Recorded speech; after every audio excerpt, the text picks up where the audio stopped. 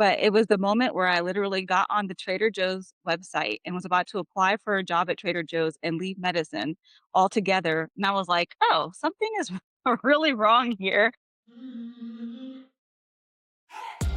Welcome to the Climb Podcast, where we are diving into taboo topics and redefining the rules for women of color leaders.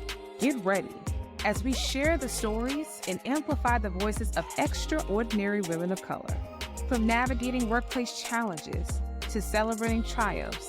On this podcast, we've got you covered. So buckle up and join us as we embark on today's empowering journey.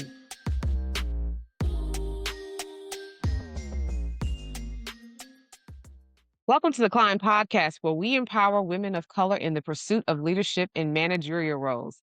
I'm your host, Felicia Smith, the founder of The Climb, a 501c3 organization that's committed to increasing the number of women of color in leadership and managerial positions.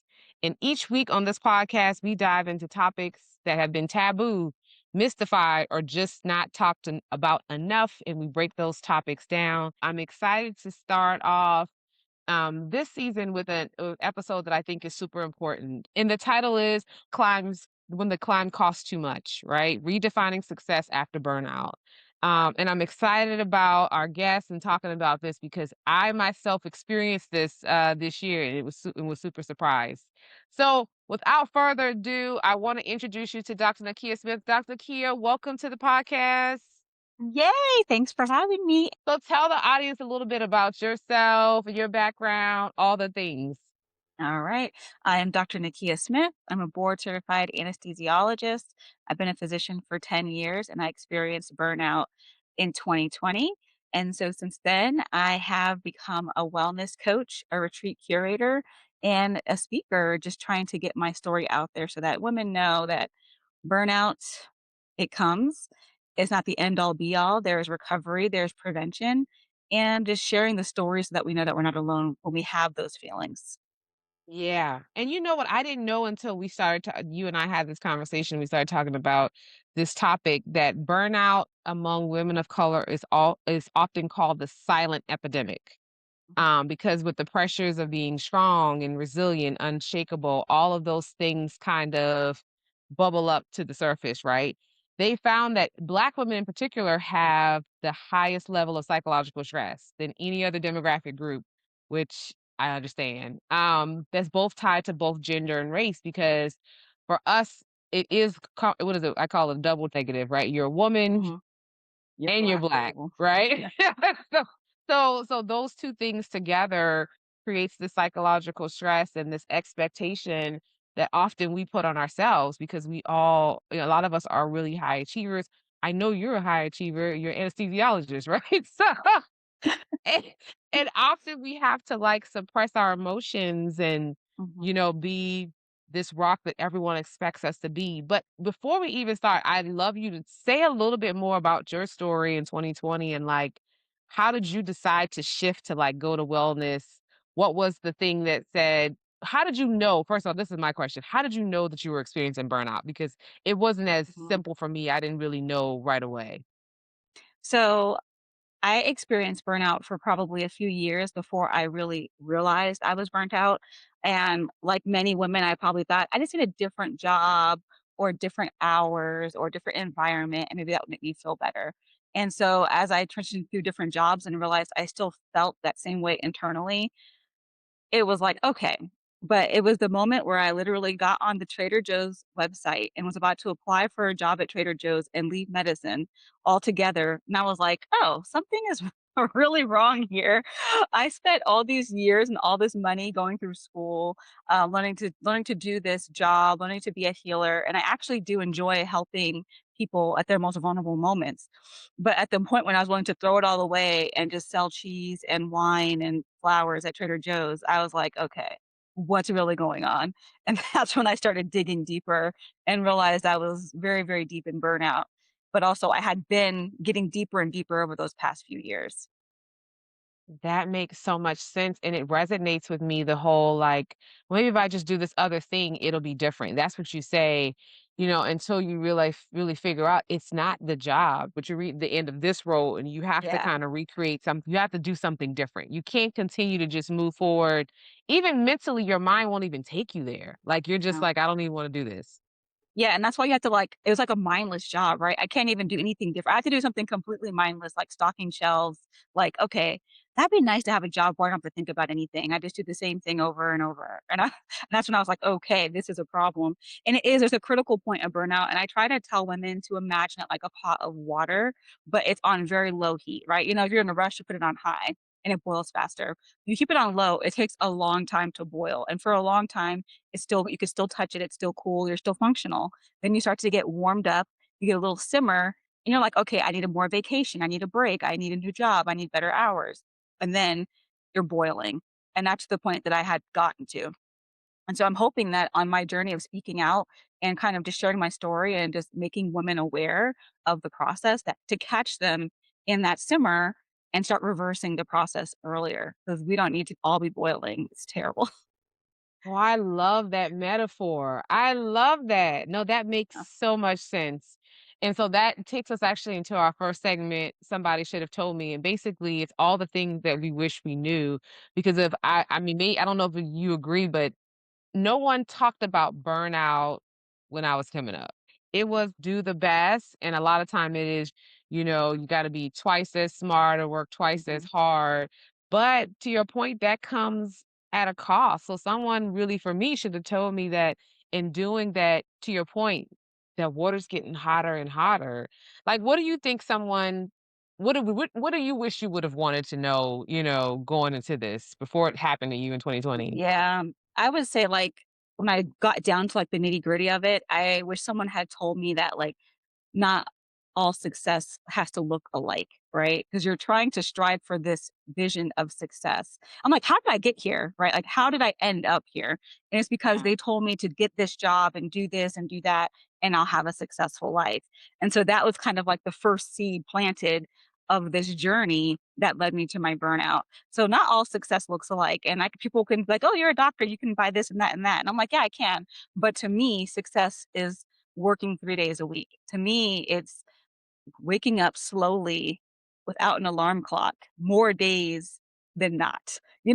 That five Yes. to two ratio is not working for me. I need more non-alarm clock days. I need midweek grocery shopping. I need to actually be able to make appointments and keep them. No, all that's good to your point. We've been talking a lot. Do you think and I don't know if it's the time and it's all the pressure and the last couple of years have just been a lot, but a Mhm. lot of people are talking more about these slower days. Like, I don't think I've heard much about slower days. Maybe it's because it's dream of mine also, until Yeah. recently about, like, to your point, not having to get up and rush in the morning or you're always trying to beat the clock. Is that Mhm. something new, or I'm trying to figure out why it's so prevalent right now. I think it is new. I think when you come into like this new wellness space that's developing currently from all this burnout and hustle culture, that it's like the opposite of hustling is slowing down. The opposite of always being on the go is like being mindful and grounded in what's going on. And all of that just requires you to pause and take a breath. I always tell women like I spent like years on autopilot. Like I'm like, how much of your day are you actually like taking account for? Or are you just kind of going through the motions? Because a lot of us can go through almost a week or so of just going through the motions without even really stopping to be like, "Oh, that did happen today," or this or that, because we are just so focused and driven. So I do love that. I think as there's more talk of burnout and hustle culture, the subsequent opposite is there's more talk of slow mornings and softening up. Yeah, no, that's good. Okay, that makes total sense because to your point, we are talking a lot more about wellness, about taking the Mhm. cape off, not trying to be superwoman and just really being present. Yeah. Um, yes. So when we talk about and I still love this metaphor about this boiling pot. Like, and maybe we're getting to segment 2, but I'm gonna keep talking. So at what point should a woman be aware, or at what point can she be aware that she's getting close to the water boiling? Are there signs? Are there Mhm. things that There's she's thinking about? there's definitely signs that we should be thinking about, and I think that the other one is, like so we can go back and single one. I wish somebody would have told me that being exhausted is not a badge of honor. And I like to say that a lot, but I think that so many of us are like, "How you doing?" "I'm tired, but it's okay. I'm exhausted, but it's fine." We always say that we're tired or we need a break, but God is good, life is good, I can't complain, whatever. And it's fine. Like, yes, life is good, but also you need a break. And I think that the first thing that women identify is that they need more rest or better sleep. And they don't know how to go about that. And so, like, we do talk about sleep regimens and actual rest, the types of rest, because there's 7 types, and sleep is not always the solution, which I had to find out for myself personally. But when you find yourself trying to sleep more and take naps more and even just be still and rest more, and you still feel exhausted, then you should start to realize, okay, I'm beyond the level of just physical exhaustion. This is mental, emotional, spiritual, everything else. And that's all contributes to your burnout. But there's like small signs. Like for me, I started to become more irritable, also a little bit more forgetful, and kind of just harder on myself than normal. So I was like, "Oh, I'm getting real mean up inside." And that should have been like my first sign, but we sometimes let our inner critic run too much of our lives. So Uh, no, that's good. That's good. I wish I didn't resonate with so much you were saying. So but to your point, all that makes a lot of sense because Mhm. oftentimes we just think we're tired, but even after all of the sleeping, quote unquote, we're still exhausted, we're still mentally taxed, or we still haven't can't muster up the motivation to do the next Mhm. thing. Then that's beyond just, I'm tired, I didn't get enough sleep. It's exhaustion and Yeah. close, yeah, maybe a It symptom of burnout, sure. It is, like, it gets to the point where, like, even things that you once enjoyed doing feel heavy or like a big chore, like, even, like, going to get a pedicure, I was like, "This is too much time, I can't." Like, "How are you too tired to go sit in a chair for an hour?" Like, I mean, that's like, I'm not doing It's anything, true. I'm It's literally just true. sitting there, but I was too tired to, like, even muster the energy to just go and sit down. So I was like, "This is definitely a red flag." I guess I have one more thing. Let me think how I'm gonna phrase it. Um, it doesn't have to be hard to be worth it.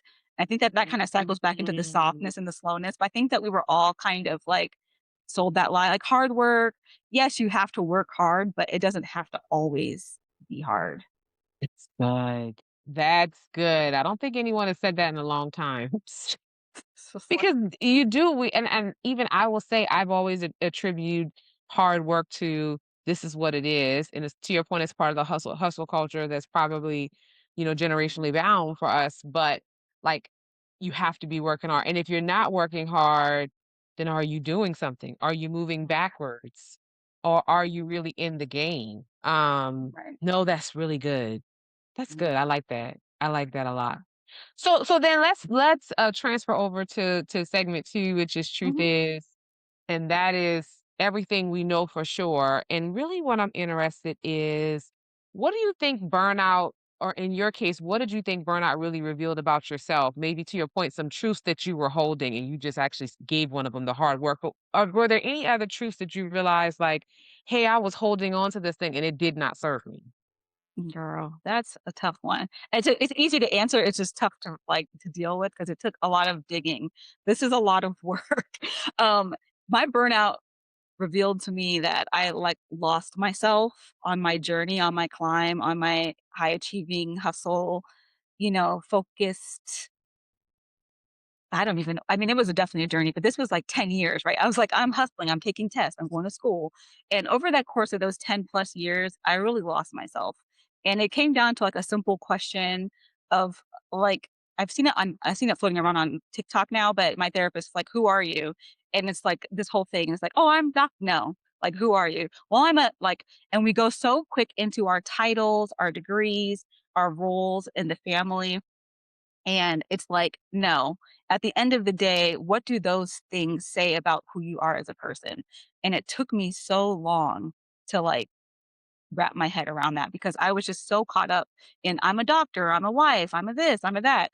And at the end of the day, we came up with I'm a healer, I'm an educator, I'm a storyteller. Like these are the things that Nikia inherently is. And those are the things that make Nikia a good doctor. Those are things that make her a good coach. Those things that make her a good teacher to the residents. Like these are the things. And I was like, wow. Wow. But that no, I was like, I can tell you, but it was like, and I was getting so frustrated because I'm like, I'm telling her all these things I am. I'm using adjectives and titles and all this stuff. And she was like, nope, nope, nope, nope, nope.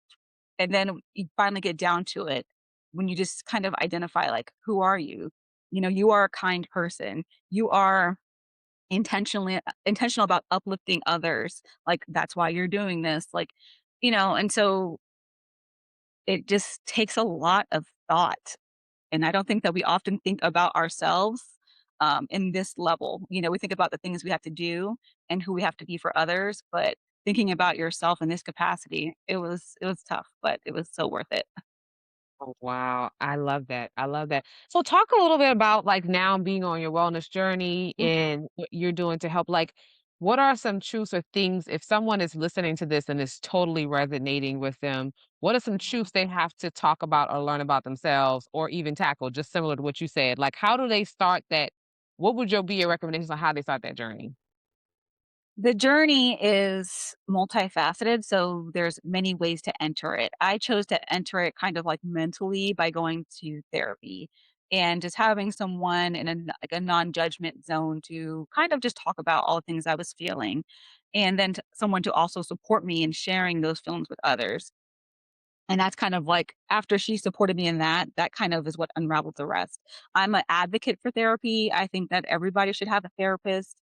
And coming from a relatively normal family without any traumatic, overtly traumatic instances, I still find it very helpful. And so I was like, people like, oh no, I'm normal. I was like, I'm normal. And there's no normal, but you know what I mean? Like, as far as Correct. things go, I can say I relatively have a stable upbringing, and there's still so many deep-seated issues that you need to uncover. So I always advocate for therapy, and if you're not ready for therapy, I always advocate for maybe a coach, someone who is not a friend, so that you can just feel more comfortable sharing things, and to the point where you can start sharing with friends. I have a therapist and a coach, so I do all of it. Yeah. And then No, I started absolutely. getting, yeah, and then physical, I think that often we spend a lot of time just working on the mindset stuff, and we're really intellectual as we're achieving and climbing up these high ladders, but we need to also just tap back in. And that's when I said I was moving on autopilot. I really wasn't tapped into my body, and it was screaming at me to slow down. I was having all kinds of aches and pains, and massages weren't helping, and I'm like, I just need movement. So I started just walking first and then going to Pilates, and now I'm obsessed with Pilates, but, it's just like that's why it's like wellness, it's like holistic. It's mind and body, spiritual and emotional. You have to kind of start where you think you need it the most. Yeah, no, that's great. And to your point, my therapist said that same thing. It's like walking, even general for your mind, it's good to just like relax and breathe Mhm. fresh air and all of that. And she talked about to me, like, you got to get out, you got to go walking. Yeah. Because often, to your point, we'll sit where we are sedentary, and Mhm. then you're just always tired or your brain feels like it's clogged. But there's something to just like the walking, just getting up Yep. and kind of like breathing. And I totally agree. I think therapy is more rated now than people are talking about it. Mhm. It's interesting though, I think people are talking about it, but not necessarily doing it. Yes. Meaning meaning it's a cool thing to say, like, "I have a therapist," but, like, how often are you really having conversations, with your therapist? And so I like the fact that it is more affordable for some people who are looking for it. Like, you can definitely find some that are on insurance plans and all that other stuff, and coaches. To your point, I'm a coach. Yeah. I'm a big believer in coaching being a safe space for you to be able, to your point, to talk and have those conversations in a non-judgmental zone where someone is kind of like doing what you already do to yourself, beating yourself up. Because often when you talk to friends, they have context on who you are, so the way that they see you is already shaded a certain way. Yes. But that coach doesn't have any shading. They're just talking to you and being curious. So yeah, no, all of those are amazing. So, what is one thing that really you wish people who maybe they're not even experiencing burnout right now, but they're running super fast? What is one thing you want them or you think that they should know or should be consider or mindful of in this moment? I would say that the first thing is, yeah, you may not be burnt out yet, but how far can you really run that fast? And the second thing is you're running fast, but are you running in the right direction? Which is something that I had to like really, I was like, oh, I'm gonna do all this stuff. I'm like, I don't want to do none of that. So I was going so fast. Like I told you, I was climbing the ladder and I'm like, I'm gonna do this, and I'm gonna keep going up and I'm gonna do all this stuff. And I was like, oh, I actually don't want to do that. That makes less time for the parts of medicine I actually do enjoy, which is my patient care and teaching residents and medical students. So why would I want to keep climbing the administration ladder when that's not gonna allow me to do the parts where I feel like I have the most impact. Good. That's good. I definitely have had those thoughts in my mind too. Like, is this what do you really want this? Or does everybody around you want it for you? Because often Yes. also people see your potential, and when they see your potential, they put you in a space. You're going to Mhm. be the next pick a thing, or I see you doing the next thing. And that may, and often to your point, you get caught up in it, right? You just run and you're like, sure, that's the next thing because that's what everyone sees as being successful. So you keep doing it until one day you stop and say, "Do I really wanna do that?" Like, Yeah. and to your point, what's the sacrifice of doing that thing? Do I wanna make that sacrifice? Is that what success really looks like? Or does success looks like the ability to be able to come home, at a certain time or go for walks or be free? And so, yeah, I mean, I that's the one thing I think is super important to me, and I would tell someone is everyone's gonna have a thought when you are intelligent and you're doing the darn thing, everyone has a thought of how they Mhm. think you should do a thing, but you really have to ask yourself, do I really want this? And to your point, if I keep running this fast, how long can it go on?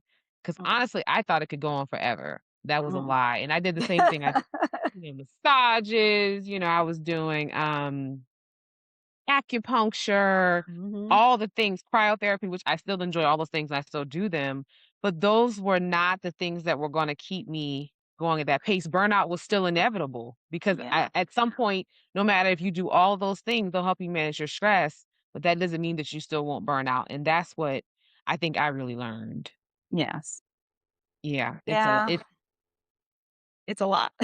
it's a lot. It is a lot, but I think it's so important for us to talk about it because we don't. And it's one of those things that it doesn't have to be the sacrifice if you do it smartly. I think Yeah. I may have went into it thinking that it was a sacrifice, right? But to your point, when you do the work and ask yourself, really key questions and figure out what success looks like to you, not what it looks like to everyone else, then you position yourself better to not experience, these things. And I know some people who say they've never, it's never happened to them. Thank God for them because it's not Yeah. something that's, fun. I don't know many people anymore. I Almost know. everybody has had some level of, like, burnout, like, "Oh, I just want a sabbatical. I just need 3 months off." I'm like, "Yeah. If you think you need 3 months off, you're burnt out." Correct. And then the truth of the matter is when you get there, then you sometimes say, "I really can't afford to take 3 months off." Like, what does that really do to my quote unquote career? Or do I have the time and space to do 3 months? And so then you're trying to figure out how do you recover from burnout without doing the sabbatical? Yeah, and it's possible, but the sooner you catch it, the easier it is to recover, and so that's why I'm Correct. like, to start noticing things now, and I did wanna make, a statement, like, you're right, like, for me, it became a thing of, I don't wanna sacrifice this for that, but I do want women to know that, like you said, some people don't experience burnout or haven't experienced it, and I'm just really glad for them. But you can burn out on something that you love. So maybe it doesn't feel like a sacrifice. Like maybe you're running a nonprofit, maybe you're an educator. Like these things, they will burn you out. You can love that, the job, I mean, social workers. Come on now. Yeah, You love it. You have to love it to be a social worker, to be a teacher, correct. to do these things. You have to love it, but you can still burn out even if you love it. So you may not feel them as sacrifices in the moment, but that doesn't mean that you're not burnt out or you can't burn out. So I just wanted to just put that out there because we're having a rise of entrepreneurship, and you can be an entrepreneur and burn out and still love what you're doing. Oh, absolutely. And that Hmm. I think people don't think about that. I mean, because you're running your own hours. And yeah, it gives you freedom, but it also gives you the freedom to run fast and hard and work 18, 19 hours a day, and to your point, burn out, and something that you love and enjoy now becomes this task or chore that you just don't want to do. No, that's good. We've talked about a lot of truths. Yeah, sorry. I was like, because All people are like, good "Oh, but I stuff. love it." I'm like, "You can still love it, and you can still be burnt out. Those 2 things Correct. can 2 things can be coexist." true. Yes, they Yes. can coexist in the same space. And I think what I love about this time, to your point, in this era of wellness and reshift and reset culture is that we are acknowledging that 2 things can be true. There's Mhm. nuance in our lives. It isn't yes or no. It isn't black or white. Magenta exists. There are gray lines. There's shades of gray, and 2 things can be true, and so we have to deal with them in both. I can love my job, I can love the work I'm doing as a social worker, but also I'm emotionally taxed, I'm burnt out, my caseload is too heavy, and I just wanna take a break. And that can be true, and you also still love the work that you do, and so I'm really glad that we're thinking of things not just in one silo, that several things can be true at the same time. Yes. So let's go to our final segment, which is called Another Rung Mended or Climbed. I think I've changed this segment a little bit. I don't know if I was saying mended before. Now I'm saying climb, whatevs. Y'all know what I was saying in season one. But anywho, it's really, this segment's really based on, the broken rung theory and how women are having a hard time climbing. And so what we really strive to do in this segment is give people actionable or things, tips that they can use and things that they can take along their journey and put in their book or their tool book or toolbox to continue to move forward. And so, can you give us a little bit of ways how you've redefined success, how you're really like honoring, you talked about your body, your peace, all of those things. So I'm blessed in that I'm in a field where I can take less time at work and still make a decent living. So I'm going to put that out there. I'm Yeah. blessed in that. And I know some people don't have that. And so when I go through my framework with women, I always just try to, we make like a dopamine menu, right? Like, what are these small things that you can do to bring yourself joy and start doing visionings? Like, I love vision, like, I just love doing vision work. So, like vision boards, like visual meditations, whatever. But redefining success, it does take a while because you have to literally actually remember who you are and what you really want. And if you've forgotten that along the way, it takes a while to unpack. So it's not like, okay, I'm going to redefine success. I'm going to sit down right now and write a list. This could take you some time. And you can start by saying what you don't want. Like, there's nothing, I was like, I don't want to do this anymore. I don't want to do that anymore. And eventually, when I said I don't want to do this and that, I realized I do want time off. I do want to be able to go to my niece's recitals in the middle of the week or whatever it is. Like, so you start identifying what's truly important and what is like a no fly zone. It kind of builds itself.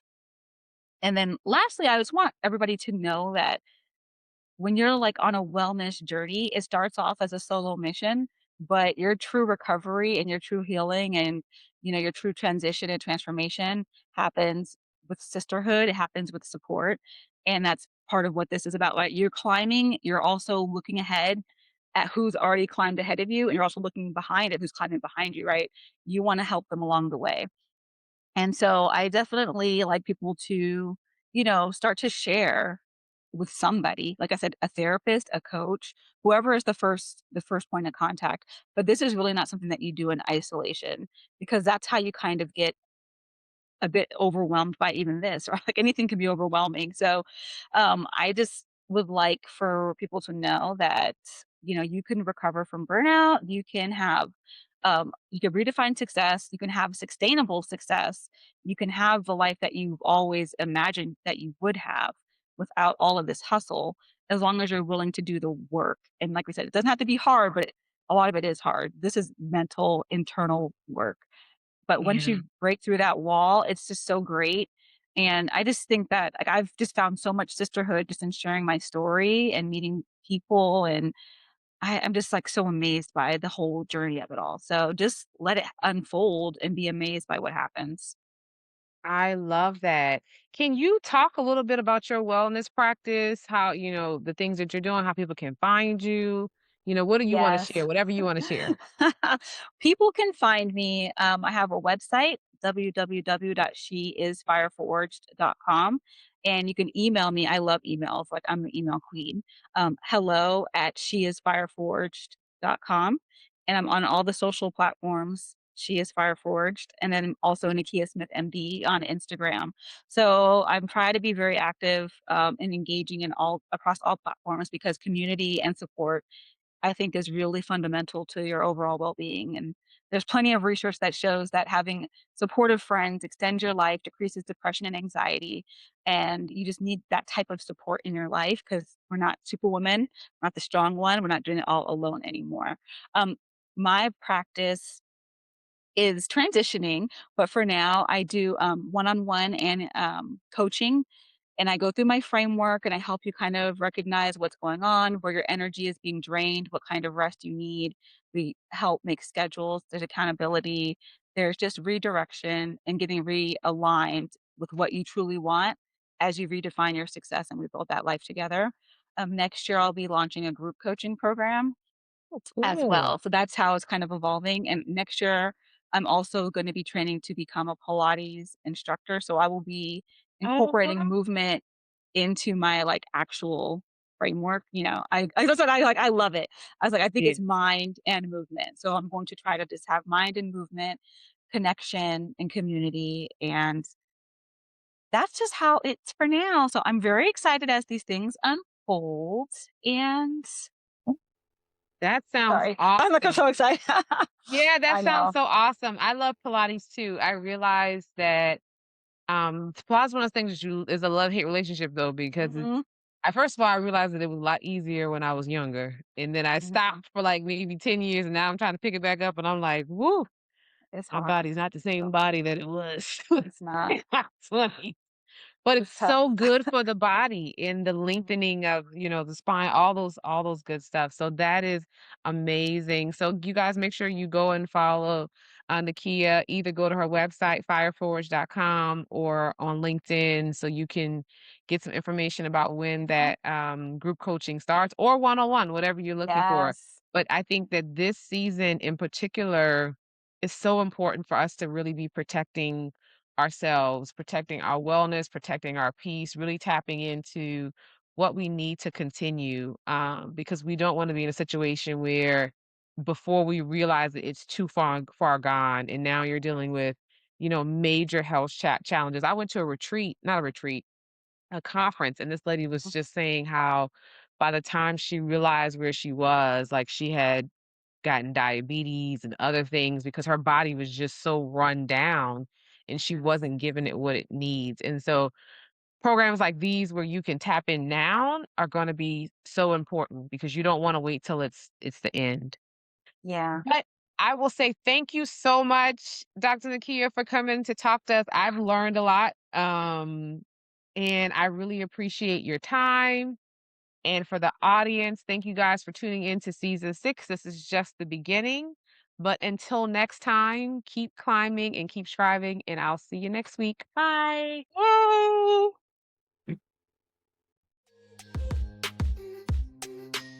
Thanks for tuning into the Climb Podcast. If you enjoyed today's episode, don't forget to subscribe, rate, and review us on wherever you listen to podcasts. For updates and behind the scenes content, make sure you're following us on Instagram and LinkedIn at Join the Climb. Until next time, keep climbing and keep thriving, sis. See you next episode.